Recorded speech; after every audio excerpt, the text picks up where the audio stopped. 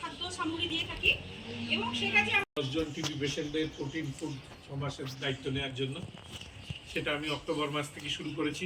October, November, December 3 মাসের দিয়ে গেছি। আজকে জানুয়ারি মেডিকেল ক্যাম্প আজকের এই প্রোগ্রামের ব্যাপারটা তো আমি জানতাম না। যাই হোক, আজকে আমরা এখানে আরো বাড়ি থেকে মানুষ এসে এই টিবি পেশেন্টকে অ্যাডপ্ট করে সেই বিষয়টা নিয়ে আপনি একটু। আমি ডক্টর সৌম্যকান্তি মণ্ডল।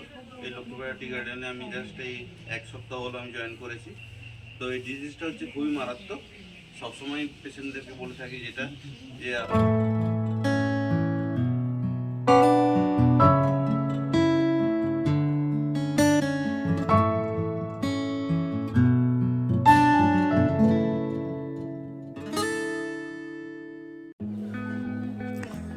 আজ আমার হেলথ সেন্টারে শিলিগুড়ি থেকে এসেছিলেন শ্রী সুকান্ত বসু মহাশয়।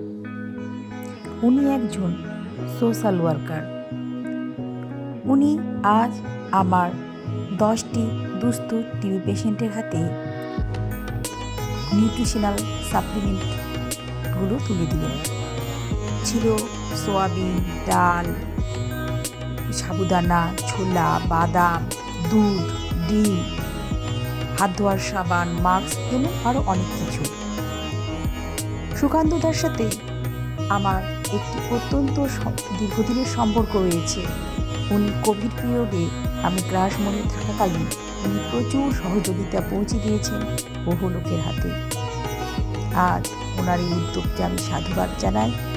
ওনার কাজ আরও সুদূর প্রসারী হোক, সমৃদ্ধ হোক, এই আশা রাখি। अच्छा तरीका से काम सभी कर रहा है और अभी ठीक भी है, खाना वाला ठीक भी खा रहा है। ये आशा दीदी के हेल्प से हमारा पति अभी अच्छा है और स्वस्थ है। और आप लोग भी जो खाने पीने के लिए दे रहा है वो आप हमारा तरफ से आपको